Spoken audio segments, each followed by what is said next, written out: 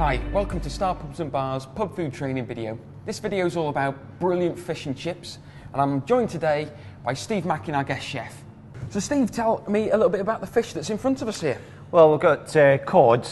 We've got three different types of cod here today. Look, we've got some frozen cod that we buy in. Obviously it's frozen. We then defrost that.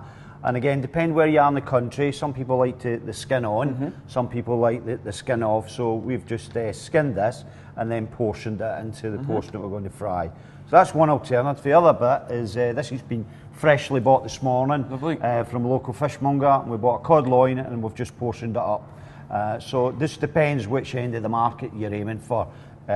Depends which cut you go for, really.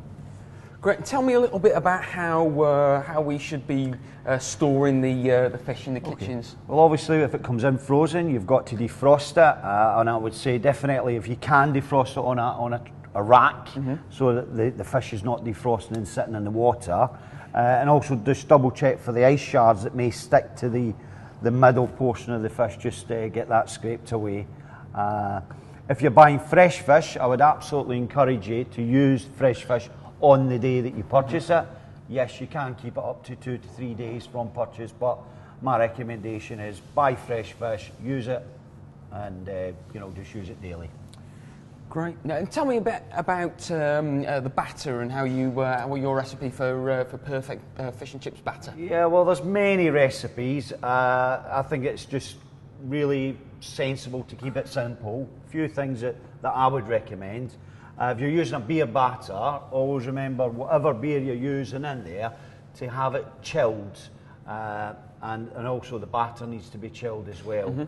I would do little and often. Again, don't have big vats of batter sitting about in a hot environment because you're just it's not going to help your product at all.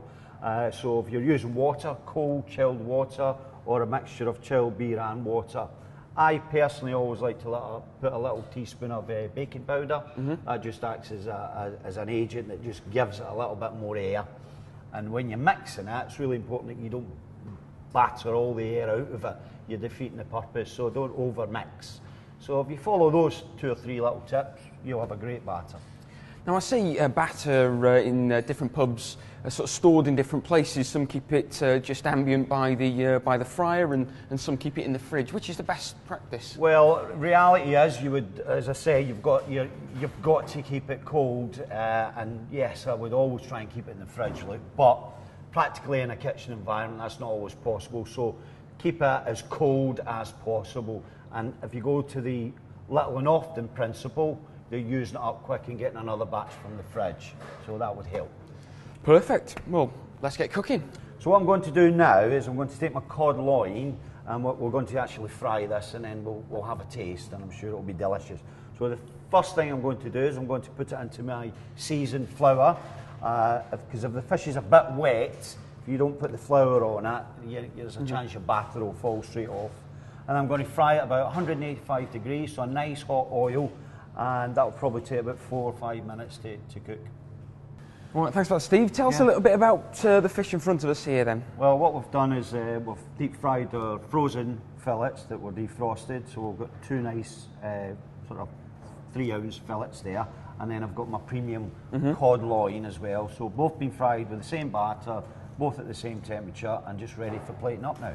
Excellent. Well, if it's all right with you, could you show us a couple of different presentations, maybe one for the kind of value end and a more premium style presentation? Yeah. First thing I'll do with my chips, so I always like to pre-season my chips. So that's the first thing I'll do. So we'll look at the value first of all. So I'm going to go with this traditional white plate and a little bowl for tartar sauce. Now I'm using a little bowl that I've already pre-measured for my 8 ounces of chips. So I know that's 8 ounces of chips, so good for portion control. Just straight on the plate, I'll get my 2 pieces of fish.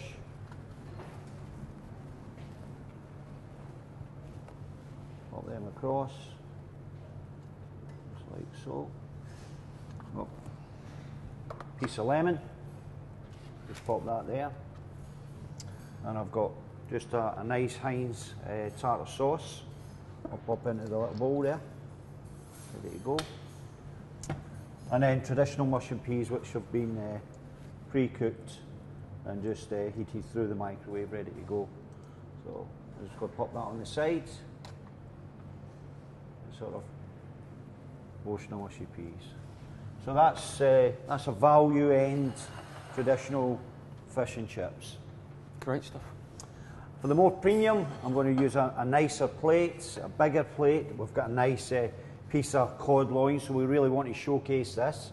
Again, I'll get my 8-ounce portion of chips. I've got a bit more room to play with here. So just a little point of difference, I've got a half a lemon. We've just charred that on the griddle, so we get a nice sort of caramelised look there. So we'll use that in a little second.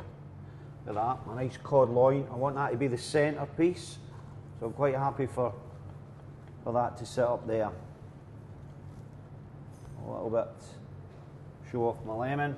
And what we've done, we've got some homemade tartar sauce, a bit of mayonnaise, a bit of lemon, some capers and some diced pickle.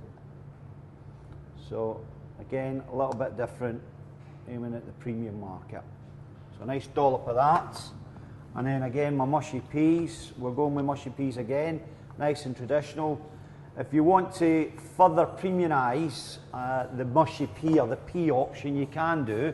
What you can do is get some garden peas, cook your garden peas off till they're cooked, and then take half of them out, blitz them, add a bit of lemon, a bit of salt and pepper, and some chopped mint, and then add in your whole peas and crush them together, and that'll give you a nice minted crushed pea as an alternative to your mushy peas.